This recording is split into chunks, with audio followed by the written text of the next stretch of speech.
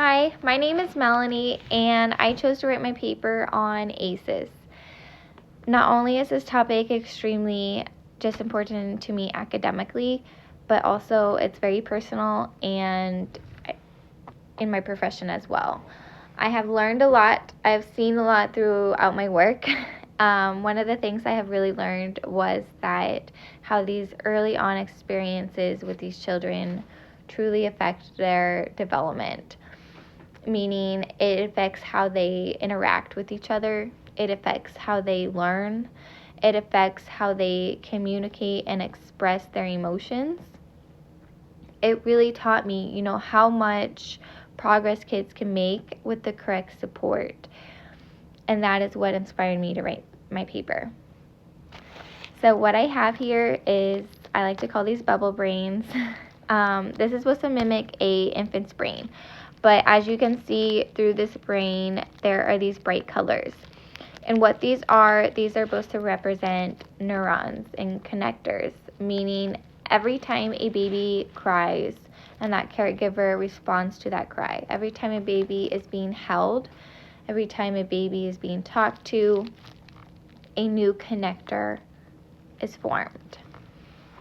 Which leads me to this. So this one's obviously bigger, this one is brighter, and it has brighter colors.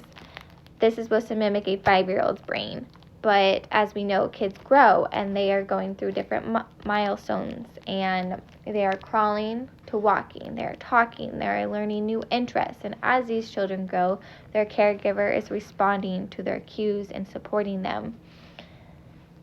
This is what a healthy brain is supposed to look like, which is really cool when you think about it. It's really cool. Throughout my paper, I talked about what ACEs are. So ACEs are any type of abuse happening in the home, neglect, witnessing any domestic violence, any caregivers that experience mental health, incarcerated, just any stability. So what ACEs do to that brain, though, it keeps it stuck like this in survival mode. Meaning, in today's world, we hear a lot of kids misbehaving, and I think what we are failing as a society is yes, we know things are happening on at home. That's determined. But what can we do in the classroom to help them the best way that we can? Because these kids are not misbehaving. They are doing literally what their brain is wired to do, which is this, to survive. And it's really sad to think about. It's really sad.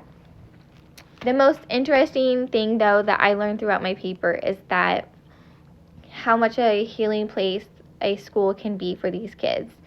And that was new to me because I always thought that it had to come through the home. And that is my role.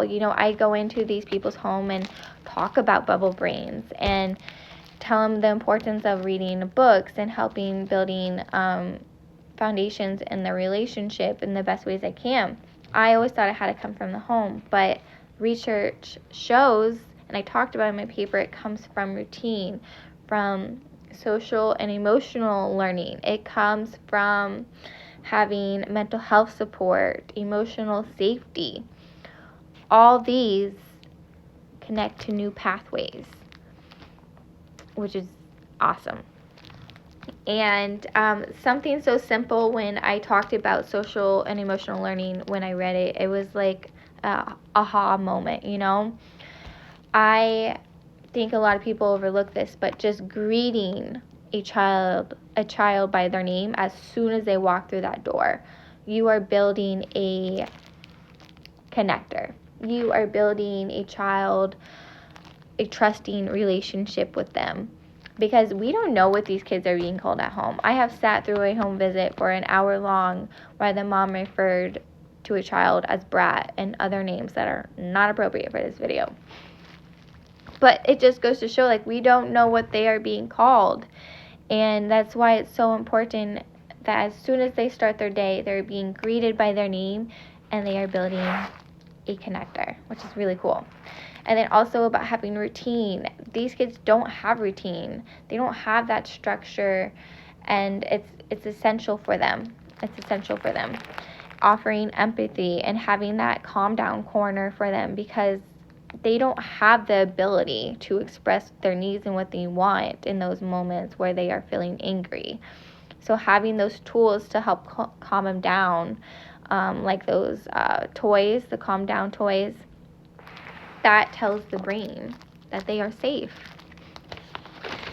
I talked about a little bit about trauma-informed in my paper, and that kind of just backpedals a little bit what I just talked about, but it's about social and emotional learning. It's about movement and play, which is huge, especially as a boy mom. Like, you gotta have that.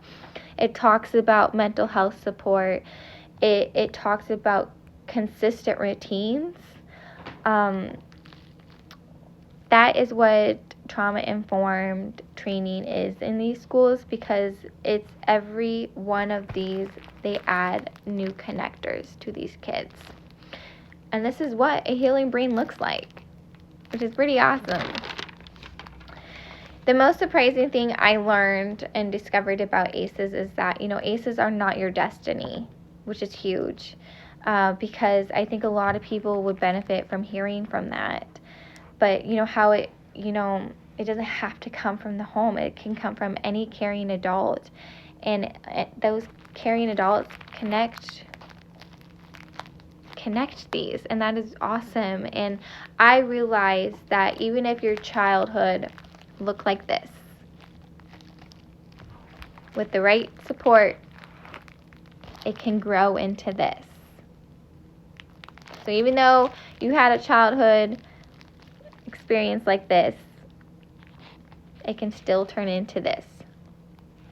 That is pretty cool. That is amazing, and I wish a lot of people knew that.